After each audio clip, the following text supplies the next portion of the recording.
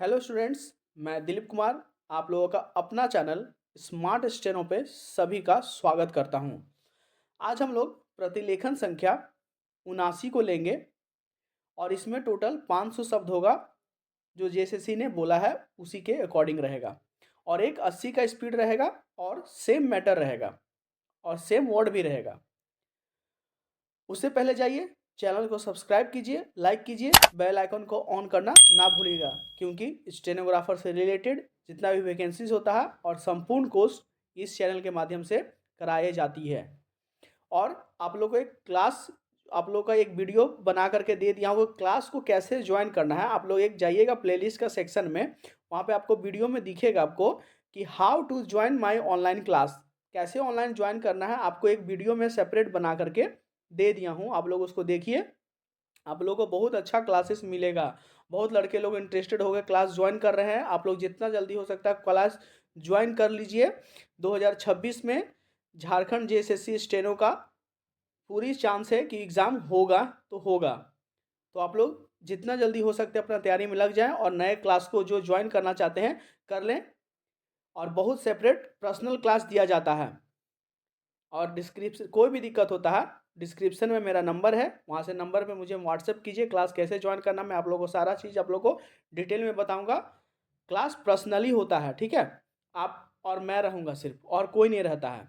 बहुत का क्या करते हैं कि सारे स्टूडेंट लोग को जोड़ लेते हैं, 10 गो 20 गो को और साथ में पढ़ाते हैं। मैं वैसा नहीं करता, आपको एक सेपरेट टाइम दिया जाता है और पर्सनली आपका क्लास होता है। उस टाइप पे आप लोगों का क्लास दिया जाता है।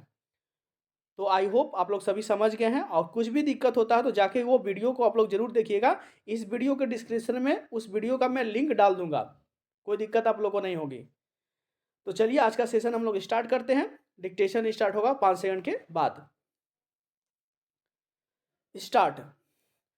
सभापति महोदय, जिस विधेयक पर इस सदन में चर्चा हो रही है उसका इस देश के अधिकांश लोगों ने और इस सदन में भी अधिकांश सदस्यों ने स्वागत किया है। पूर्ण विराम।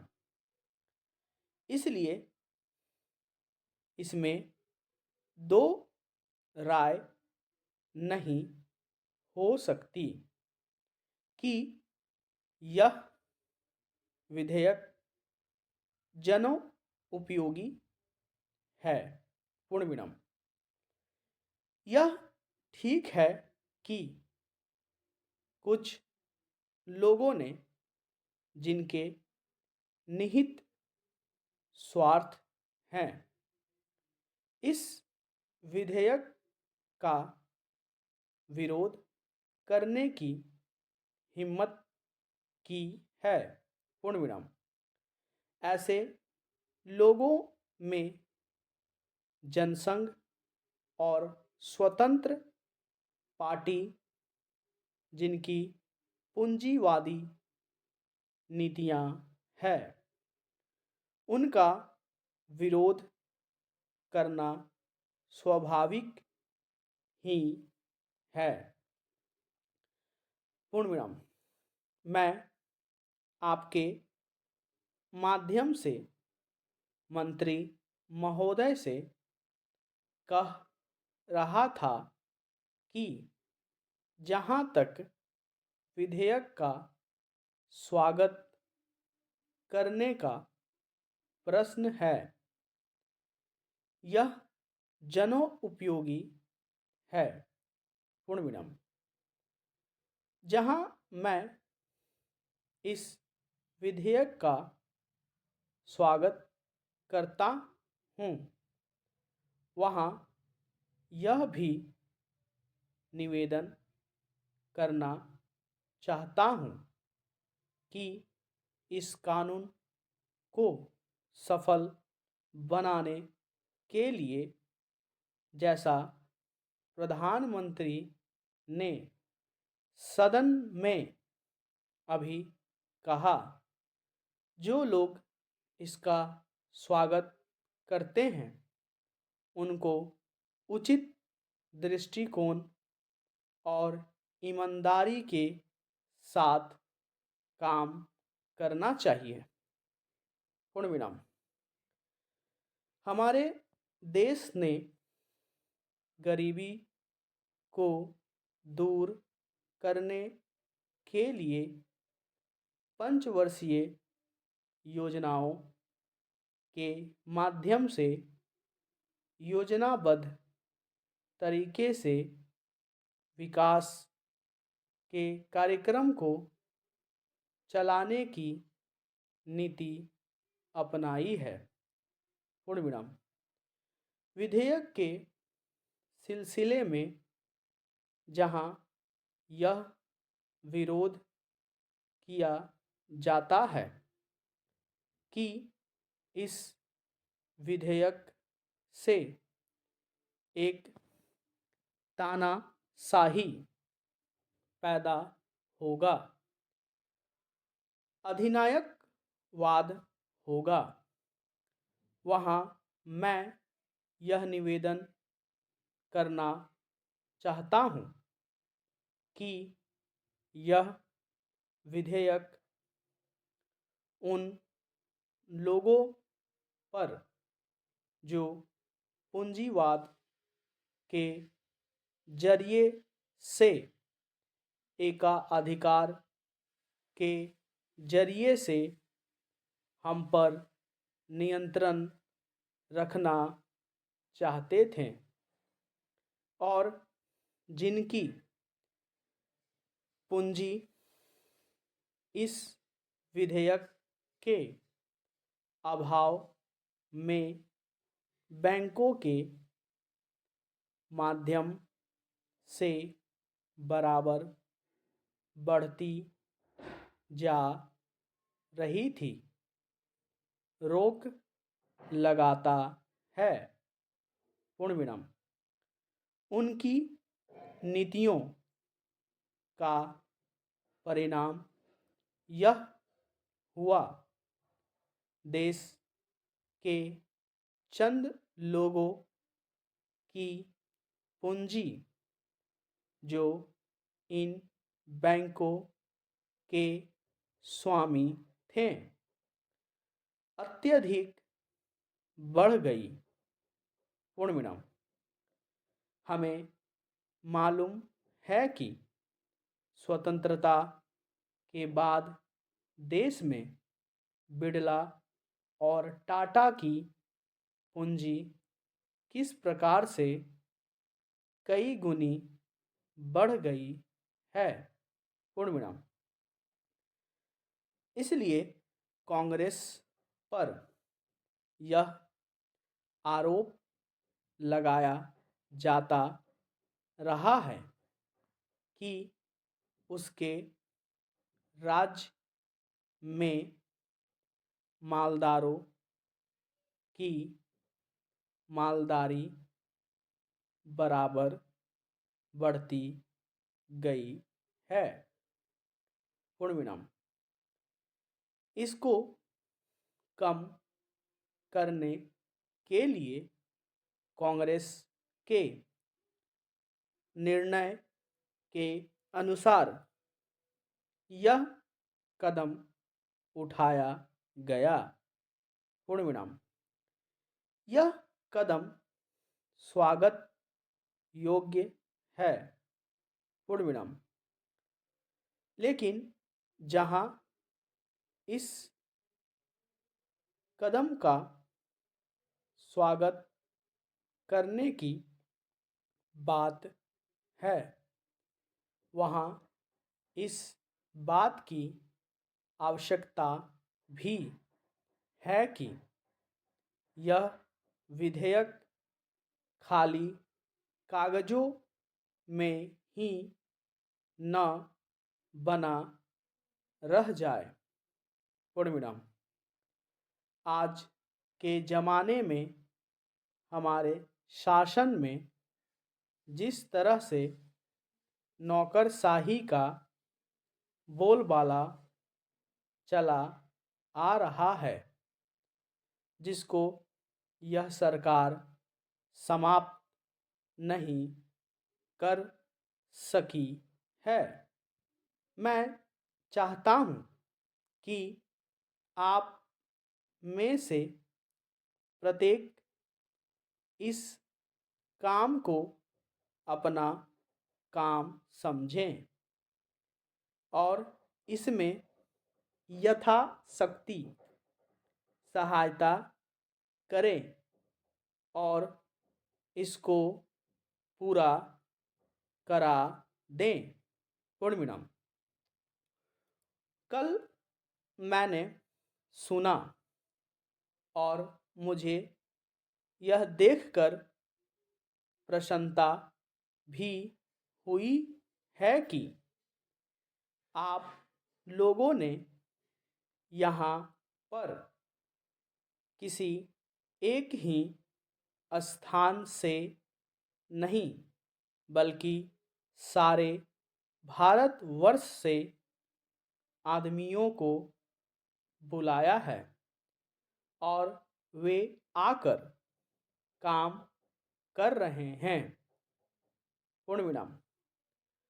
बहुधा ऐसा होता है कि ऊंचे ऊंचे पदों पर बड़े बड़े अधिकारी दूर दूर से आते हैं, पर जो काम कठिन समझा जाता है उसको स्थानीय लोग ही करते हैं। पूर्ण विराम। ये हम लोगों ने लिया है 50 का स्पीड को और टोटल 500 शब्द है इसका। इसको लिखने के बाद आप लोग ट्रांसक्राइब जरूर करेंगे और ट्रांसक्राइब करने के बाद एक कमेंट जरूर करेंगे कितना आपका एरर हो रहा है और क्या आप लोग को कोई डाउट आ रहा है तो वो डाउट भी आप कमेंट में मुझे पूछ सकते हैं। और एक प्यारा सा कमेंट आप लोगों को जरूर देना है कि ये डिक्टेशन आप लोग को कैसा लगा है। देखिए आप लोग जब एक अच्छा सा कमेंट और एक अच्छा सा लाइक करते हैं तो मुझे बहुत सारा प्रोत्साहन मिलता है, वही प्रोत्साहन को लेकर के मैं अगला वीडियो लाता हूँ। तो आप लोग भी थोड़ा सा ये काम को ज़रूर करिएगा। आप लोग जितना मुझे सपोर्ट करेंगे उतना मैं आप लोग के लिए उससे 4 गुना सपोर्ट आप लोग के लिए मैं करूँगा। तो आप लोग भी अपना ये योगदान बढ़ाइए थोड़ा सा। तो अब हम लोग चलते हैं नेक्स्ट सेक्शन की तरफ। 80 का स्पीड होगा डिक्टेशन स्टार्ट 5 सेकंड के बाद। स्टार्ट।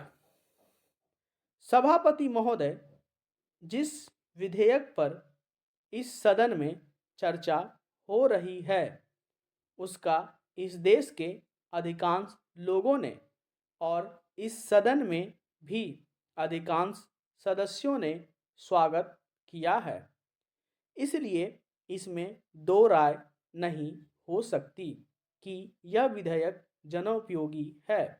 यह ठीक है कि कुछ लोगों ने जिनके निहित स्वार्थ हैं इस विधेयक का विरोध करने की हिम्मत की है। ऐसे लोगों में जनसंघ और स्वतंत्र पार्टी जिनकी पूंजीवादी नीतियां हैं उनका विरोध करना स्वाभाविक ही है। मैं आपके माध्यम से मंत्री महोदय से कह रहा था कि जहां तक विधेयक का स्वागत करने का प्रश्न है यह जनोपयोगी है। जहां मैं इस विधेयक का स्वागत करता हूं वहां यह भी निवेदन करना चाहता हूं कि इस कानून को सफल बनाने के लिए जैसा प्रधानमंत्री ने सदन में अभी कहा, जो लोग इसका स्वागत करते हैं उनको उचित दृष्टिकोण और ईमानदारी के साथ काम करना चाहिए। हमारे देश ने गरीबी को दूर करने के लिए पंचवर्षीय योजनाओं के माध्यम से योजनाबद्ध तरीके से विकास के कार्यक्रम को चलाने की नीति अपनाई है। विधेयक के सिलसिले में जहां यह विरोध किया जाता है कि इस विधेयक से एक तानाशाही पैदा होगी, अधिनायकवाद होगा। वहाँ मैं यह निवेदन करना चाहता हूँ कि यह विधेयक उन लोगों पर जो पूंजीवाद के जरिए से, एकाधिकार के जरिए से हम पर नियंत्रण रखना चाहते थे और जिनकी पूंजी इस विधेयक के अभाव में बैंकों के माध्यम से बराबर बढ़ती जा रही थी, रोक लगाता है। उनकी नीतियों का परिणाम यह हुआ, देश के चंद लोगों की पूंजी जो इन बैंकों के स्वामी थे अत्यधिक बढ़ गई। हमें मालूम है कि स्वतंत्रता के बाद देश में बिड़ला और टाटा की पूंजी किस प्रकार से कई गुनी बढ़ गई है। इसलिए कांग्रेस पर यह आरोप लगाया जाता रहा है कि उसके राज में मालदारों की मालदारी बराबर बढ़ती गई है। इसको कम करने के लिए कांग्रेस के निर्णय के अनुसार यह कदम उठाया गया। यह कदम स्वागत योग्य है, लेकिन जहां इस कदम का स्वागत करने की बात है, वहां इस बात की आवश्यकता भी है कि यह विधेयक खाली कागजों में ही न बना रह जाए। आज के ज़माने में हमारे शासन में जिस तरह से नौकरशाही का बोलबाला चला आ रहा है, जिसको यह सरकार समाप्त नहीं कर सकी है। मैं चाहता हूं कि आप में से प्रत्येक इस काम को अपना काम समझे और इसमें यथाशक्ति सहायता करें और इसको पूरा करा दें।